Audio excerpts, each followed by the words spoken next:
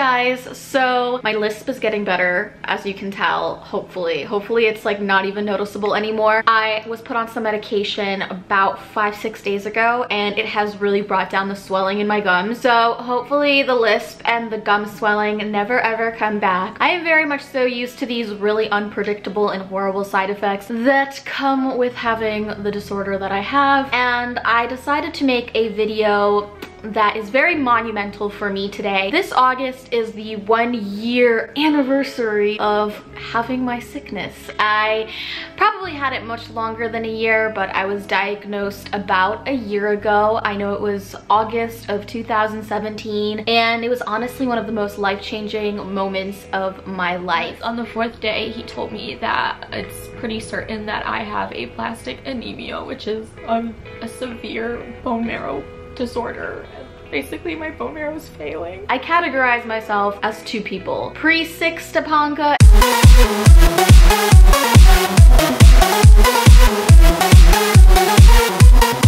and post-sick STEPANKA. It's so crazy how your life can change in just a few days, and I feel like both people are so different, and I think that a lot of people with illnesses, autoimmune, chronic illnesses, will be able to relate to that. I decided to do a video today looking back on this past year, talking about my experience with this life-threatening illness and what the future holds for me, what my life expectancy looks like, because I know people have asked me, and I feel like I'm pretty knowledgeable in my disease, and I like to spread awareness about rare illnesses.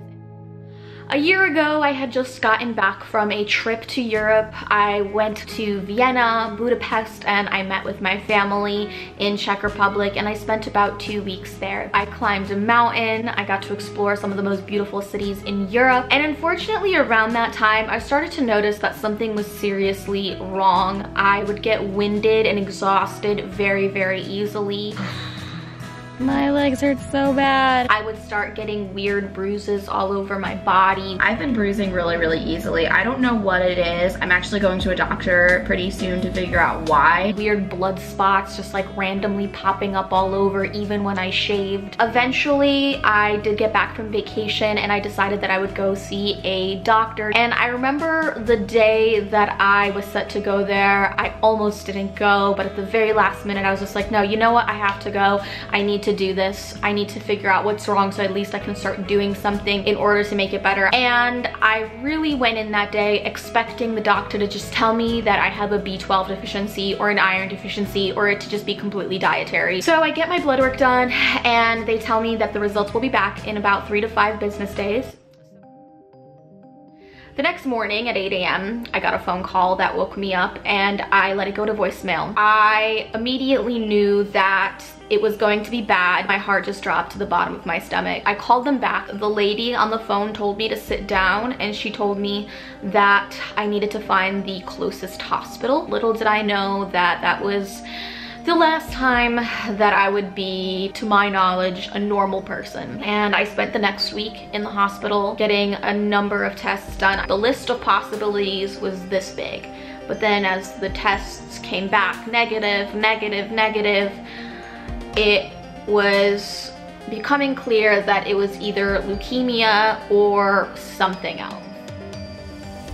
I had the advantage of having a really great hematologist, and at the end of my stay, he sat down with me and he told me that I don't have leukemia, but it is something that is just as serious and that it's not to be taken lightly, and that the life expectancy for people with this illness who do not seek treatment is maybe like 3 months. I was just a complete mess. The entire 2 weeks after that, I ended up going to a doctor in Connecticut that my mom knew, and immediately they suggested that I go and participate in a research trial at the National Institute of Health in Maryland. My mom had to stop working, so she had no income. She had to live in a hotel that was about a mile away from the hospital. It was an extremely tough time for my entire family, not just myself. I remember being in the hospital for what was pretty much a month. I went through so many ups and downs. It was a complete roller coaster ride. I ended up going into like partial liver failure. I tried to block out a lot of the memories there, but I had a really great team of doctors and some really amazing nurses. After about a month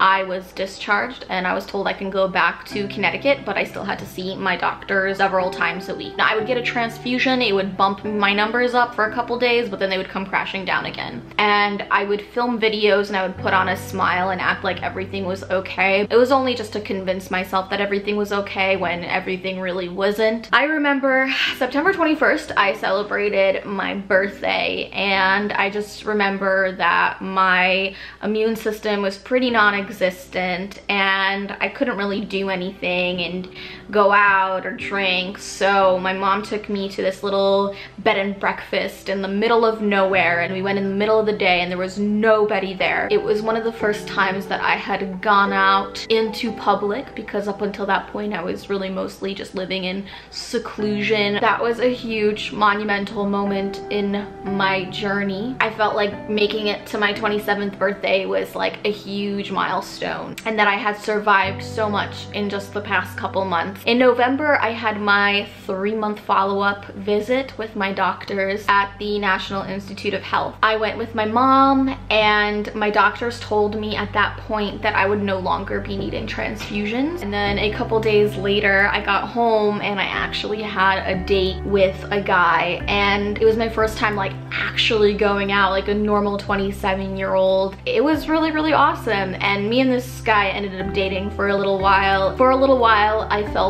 slightly normal. My doctors told me that 6 months was the time it took for this treatment that I had received to work.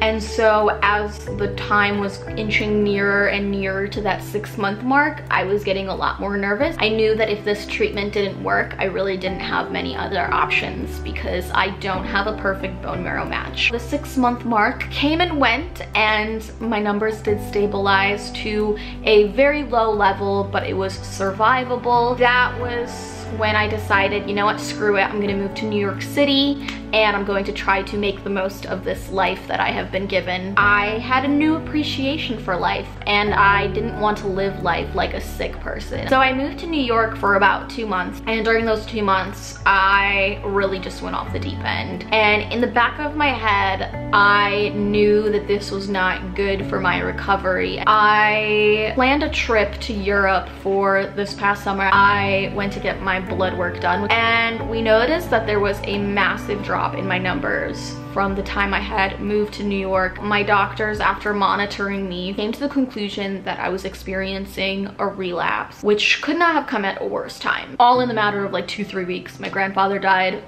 I found out I was relapsing. But yet again, stubborn Stephanie decided to go ahead and just play Russian roulette with her life and go to Czech Republic anyway. But at this point, I had decided that I needed to slow my life down a little bit. I needed to make some changes. While I was in Czech Republic, I just got a ton of rest, and I didn't really make a lot of videos. I really didn't do much. I really was just focused on getting better. So now I'm back in the United States. I feel like this past year has been such a huge journey, and it's been filled with so many ups and downs. I remember when I was first diagnosed, somebody said that this was a marathon, not a race. It can take years and years for you to get better. One thing that I've always been worried about while dealing with this illness is my life expectancy. How long do I have to enjoy my life? I take into account a lot of things, such as I have not had a full response to treatment. I don't have a bone marrow match. I also have another blood disorder called paroxysmal nocturnal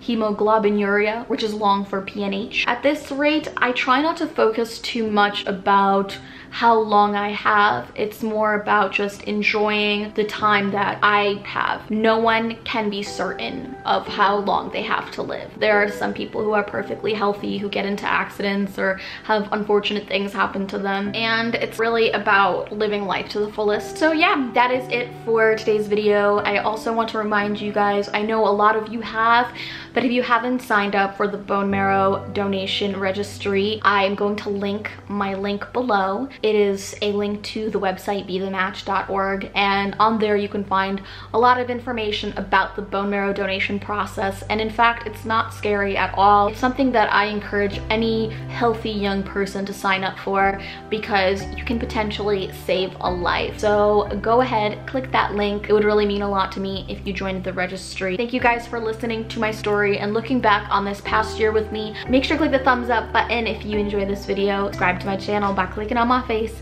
and I'll see you guys in my next video. Bye!